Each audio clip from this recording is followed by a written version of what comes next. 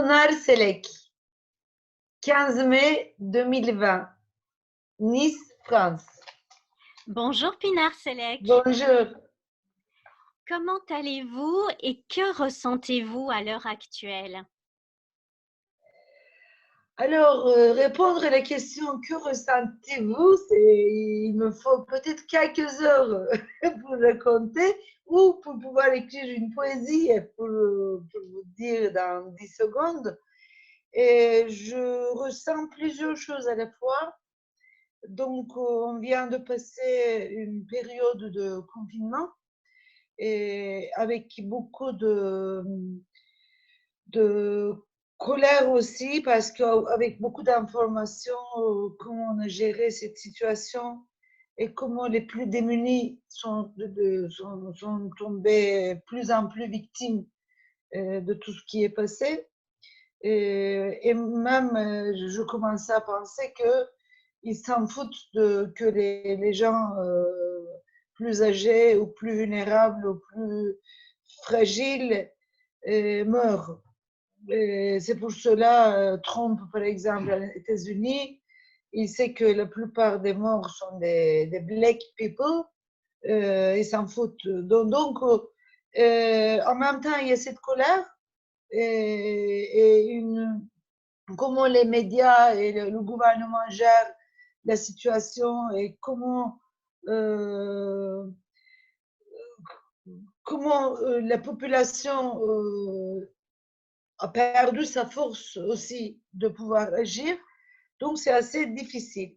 Mais comme moi, j'avais déjà l'expérience de l'enfermement, 2 ans et demi en prison, c'est pas la même chose. Vous n'avez pas de téléphone, vous n'avez pas d'internet, rien du tout. Et en plus, torturé, sans pouvoir bouger, votre corps, tout ça.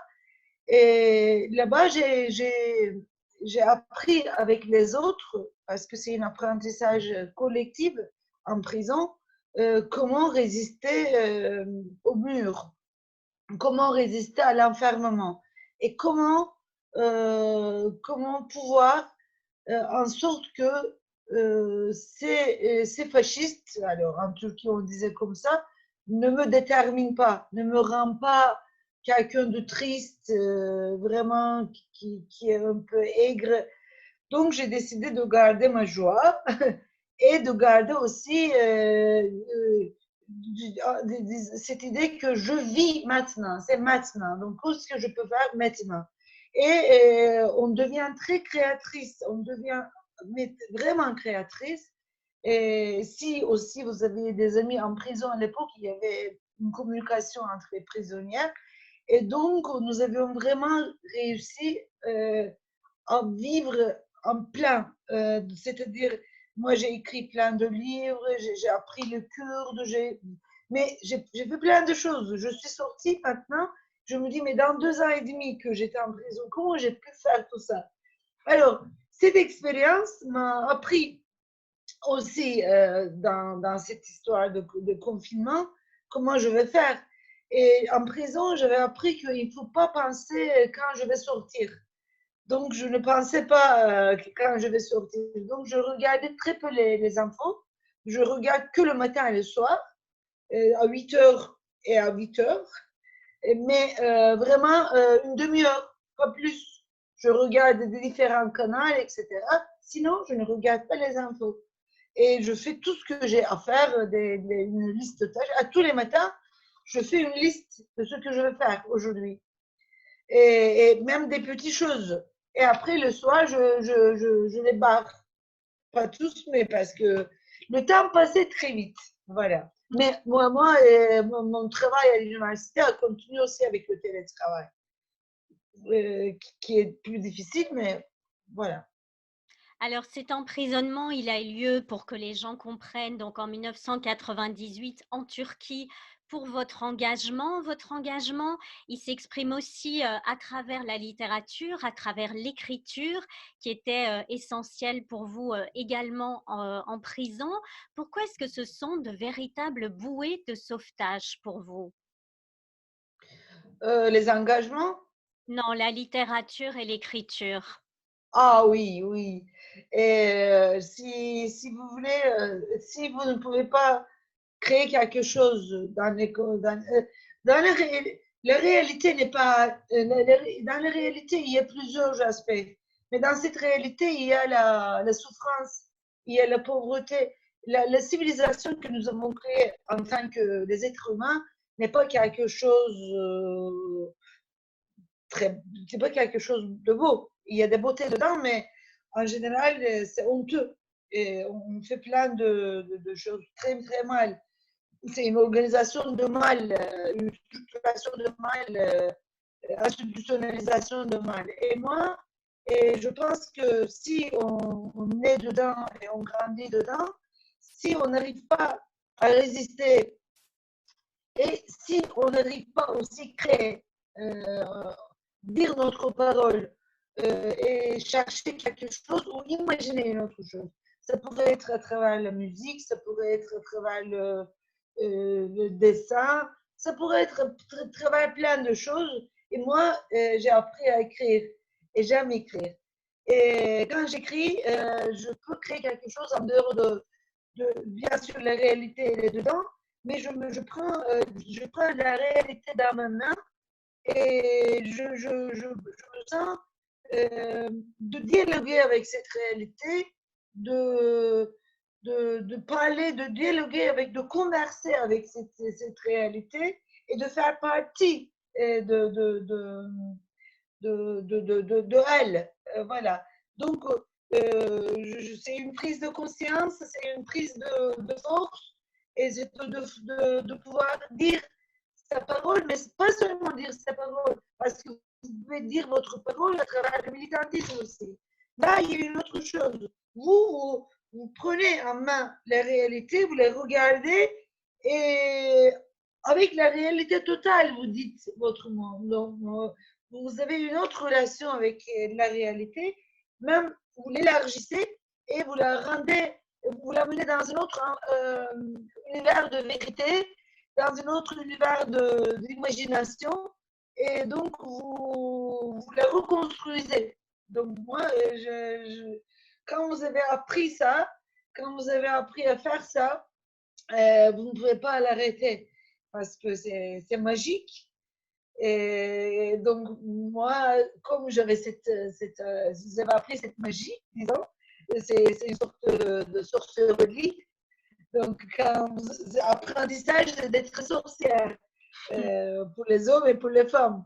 Et donc, quand vous avez appris ça, vous ne pouvez pas laisser votre boîte magique, je ne sais pas comment dire. Voilà, donc, et quand je vis des moments très difficiles, comme la prison, comme la torture ou d'autres choses, que je suis témoin et une autre chose, et je sais que de pouvoir regarder cette réalité et parler avec cette réalité et de le transformer, de l'exprimer comme je veux, ça devient, je prends la force et je résiste mieux. Ça ne suffit pas. Ça ne suffit pas pour changer les choses. Ça ne suffit pas pour moi, mais c'est très important. C'est très basique. Alors, on l'a dit, la Turquie, c'est votre pays natal. Elle affirme aujourd'hui avoir parfaitement géré le coronavirus et que tout va bien là-bas. Qu'en est-il de la réalité? La réalité en Turquie, il y a une chanson que j'aime bien, c'est un Canadien, j'ai oublié son nom, qui chante Mon pays, c'est pas mon pays, c'est l'hiver. Donc, quand je passe en Turquie, c'est mon pays, mais c'est toujours l'hiver. C'est-à-dire, même s'il y a le soleil, c'est toujours l'hiver. Et depuis sa création, depuis le génocide des Arméniens, depuis tous les massacres subis par les Grecs et les Kurdes et toutes les autres minorités, depuis l'installation de système politique nationaliste et militariste. Et c'est la souffrance, il continue toujours. Il y a toujours les résistances, mais il y a toujours des gouvernements qui utilisent la peur, qui utilisent tous les dispositifs qui continuent depuis l'Empire ottoman. Et dans ce pays, aucune crise ou aucun problème politique n'est n'est pas pris avec une façon démocratique. Donc rien n'est clair. Nous savons, je viens d'entendre, de lire le rapport de la Ligue des droits de l'homme, des droits humains en Turquie, et ils disent que et, ils ont laissé les prisons parce qu'ils ont fait une sorte de amnistie aux prisonniers par rapport au coronavirus, mais sauf les prisonniers politiques. Donc, ils ont libéré tous les hommes qui ont violé les femmes, des grands mafias, des bourreaux, plein de gens. Et les mafias et ceux qui sont en prison, c'est des militants de droits humains, c'est des personnes, beaucoup d'artistes, beaucoup de chanteurs, etc. Et ils ont fait une déclaration qu'il y a une diffusion de Corona dans les prisons. Donc, ils disent qu'ils veulent nous tuer avec Corona. Donc, c'est quelque chose vraiment très dur. Et c'est difficile à les rendre visibles aussi. Maintenant, mes comités de soutien, j'ai plusieurs comités de soutien en France. Par exemple, mon comité de soutien à Marseille a décidé, parce que mon procès maintenant, on attend la décision du tribunal. Donc, on est dans l'attente infinie depuis longtemps. Et mes comités aussi, maintenant, ils ont décidé de rendre visible ce qui se passe dans les prisons en Turquie. Donc, ils vont faire plusieurs actions. Il y a des actions aussi que vous menez en tant qu'écrivain, en tant qu'essayiste engagé, puisque au sein de votre texte, vous montrez à quel point vous êtes un témoin du monde. Vous disiez une espèce de sorcière là tout à l'heure. Est-ce que c'est aux écrivains d'être des lanceurs d'alerte, d'être aussi ceux qui vont nous parler de ceux qui n'ont peut-être pas de voix, comme vous le faites souvent dans vos livres ou dans vos actions, que ce soit envers les prostituées, que ce soit envers les minorités, que ce soit envers les tziganes, que ce soit envers tous les oubliés de la société? Je ne sais pas si c'est la responsabilité des écrivains de faire ça, mais je pense que les écrivains peuvent le faire très bien. Donc, ce serait bien qu'ils le fassent. C'est-à-dire, tout le monde peut devenir des lanceurs d'alerte. Les journalistes, il ne faut pas mettre les écrivains des intellos, ceux qui sont les pionnières de tout. Non, non. Et moi, je pense qu'on n'est pas une classe sociale, on n'est pas un groupe privilégié. Et même, je veux bien que maintenant, c'est un monde, les maisons d'édition, c'est devenu un champ de pouvoir. Et même entrer dedans, ça demande plusieurs choses. Mais je pense qu'il y a plein de personnes qui ont une grande don d'écriture ne peuvent pas entrer dans ce champ de pouvoir. Donc, je pense que l'écriture, c'est quelque chose qui doit être plus démocratique. Donc, il y a plein d'écrivains, je pense, en même temps, ou des musiciens ou d'artistes. Mais je pense que écrire différemment, pouvoir jouer avec les mots et montrer ce qui n'est pas visible, montrer qu'on ne voit pas avec sans lunettes. Donc, vous pouvez dire que moi, je vois avec cette lunette, mais il faut que je l'explique à ceux qui ne voient pas sans lunettes. Donc, je ne peux pas leur proposer une lunette, mais je dois le définir. Et donc, ce qui n'est pas visible, je dois le montrer. Et cet exercice vous facilite à parler autrement que les politiciens, par exemple. Vraiment, vous pouvez toucher à la réalité. Vous ne parlez pas avec un langage de communiquer. Donc, je pense qu'il faut bien utiliser ce don parce que nous ne sommes pas que des écrivains, nous sommes aussi des citoyens du monde et des humains et qui vivent, qui mangent, qui vont aux toilettes, qui subissent Corona ou non, donc qui mettent des masques. Donc, nous sommes des gens ordinaires. Donc, il faut qu'on agisse. Il faut qu'on agisse contre les injustices, contre les inégalités, et, mais pas seulement avec l'écriture, mais pouvoir l'écrire et pouvoir l'écrire bien, c'est un grand avantage. Vous êtes également sociologue, vous êtes également féministe. Vous avez fondé notamment l'association Amargi. Je ne sais pas si je le prononce bien. Amargi. Amargi, c'est beaucoup mieux comme ça. Dont vous êtes toujours la rédactrice en chef de la revue. Face justement à ce qu'on subit aujourd'hui du coronavirus, est-ce que vous avez l'impression que c'est un révélateur de toutes les failles sociales, que ce soit en France ou en Turquie, et particulièrement envers notamment les femmes qui subissent aussi de plein fouet ces injustices-là? Oui, cette crise a été révélateur de plusieurs choses, si on arrive à les voir, bien sûr, parce que les médias ne le montrent pas vraiment. Et les autres façons de communication, des manifestations, c'est un peu impossible ou voire très difficile. Donc, c'est difficile. Donc, les femmes sont devenues un petit peu plus visibles grâce à cette lutte infatigable des féministes qui ont commencé à influencer les médias, mais ce n'était pas le cas il y a longtemps. Et, par exemple, les migrants aujourd'hui, ceux qui vivent actuellement, c'est incroyable.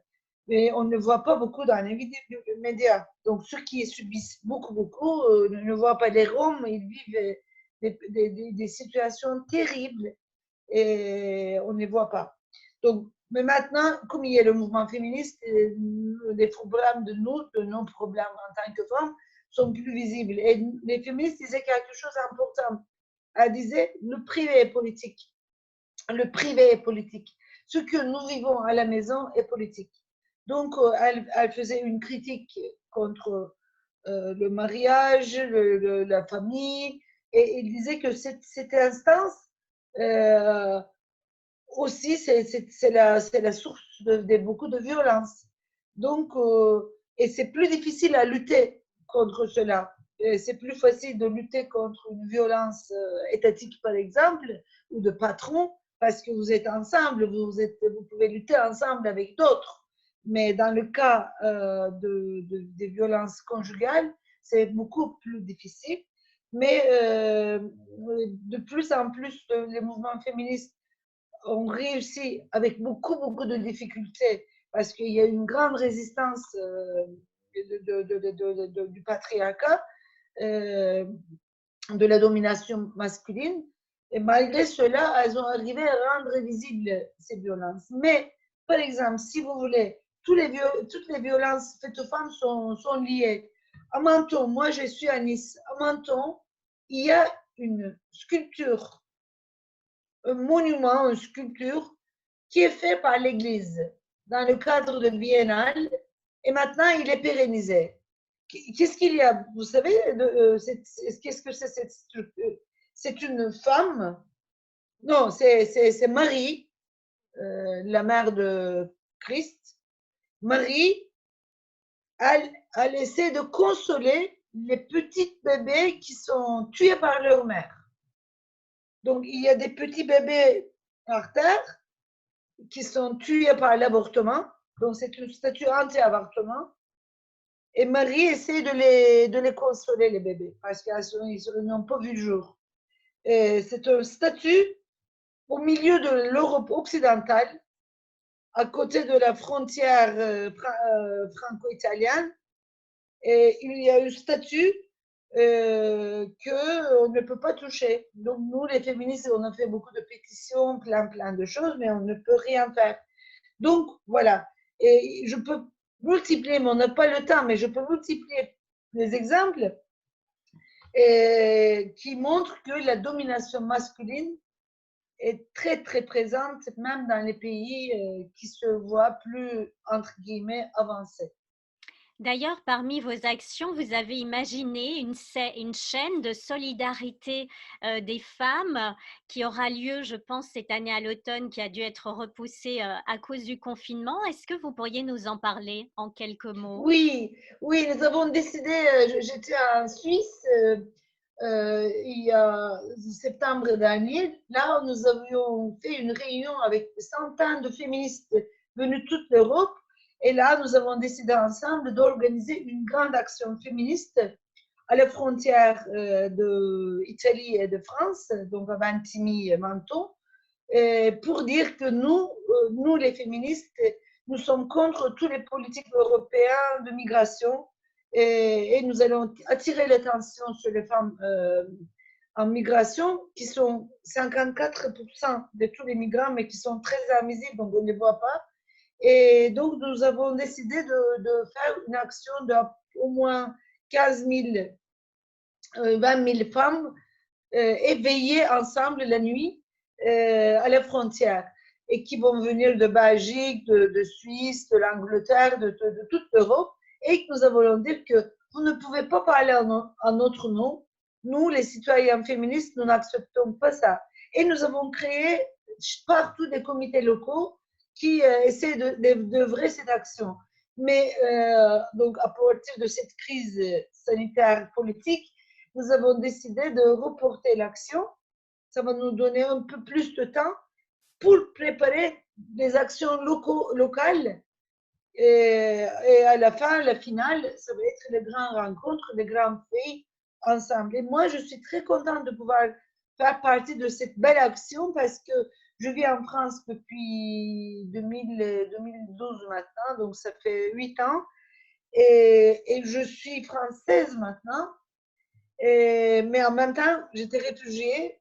Donc, je sais ce que ça veut dire étrangère, être exilée, mais aussi je milite avec les autochtones d'ici. Voilà, donc c'est très important pour moi de pouvoir faire cette action. Mais c'est qu'un exemple, je peux vous citer 4, 5 autres exemples qu'on est en train d'organiser. Alors, vous le disiez, vous le rappelez, vous êtes exilée, vous êtes aussi très active sur les réseaux sociaux à travers notamment des vidéos et des tas d'actions. Et vous avez dit récemment cette phrase absolument magnifique: la Turquie n'est pas le pays des oppresseurs, c'est le pays des lucioles, les lucioles emprisonnées, les lucioles tuées, les lucioles exilées qui brillent encore et qui réussissent à transformer la laideur en poésie. En quoi est-ce que vous êtes une luciole? Je ne sais pas, mais je me sens avec les lucioles. Je suis entourée des lucioles, même si on n'est pas tous ensemble. Mais je crois que j'ai gardé une lumière. Et j'aime beaucoup, comment il s'appelle, qui a une chanson, vous n'aurez pas ma fleur. C'est qui se pousse à l'intérieur. Euh, je vais vous dire son nom, mais c'est un ancien chanteur français. Vous n'aurez pas ma fleur, c'est qui se pousse à l'intérieur. Et lui, cette chanson, j'aime beaucoup. Je crois qu'ils n'ont pas eu ma lumière, ils n'ont pas été ma lumière. Donc, je l'ai gardée à travers l'écriture, à travers l'amour, à travers les amitiés. Et quand je garde cette lumière, parce que le fascisme essaie de tuer les lumières de chaque personne. Et quand tu le caches, quand tu le gardes, quand tu le protèges, après tu commences à le montrer. Et donc, moi, je crois que je me suis nourrie aussi d'autres lumières des autres amis. Donc, les lumières se renforcent comme ça, se nourrissent mutuellement. Voilà. En tout cas, c'est sûr que votre lumière nous éclaire. Merci beaucoup, Pinar Céleste. Merci beaucoup, merci beaucoup. Notre conversation va continuer. Avec plaisir et en tout cas, portez-vous bien. Merci beaucoup. Au revoir. Au revoir.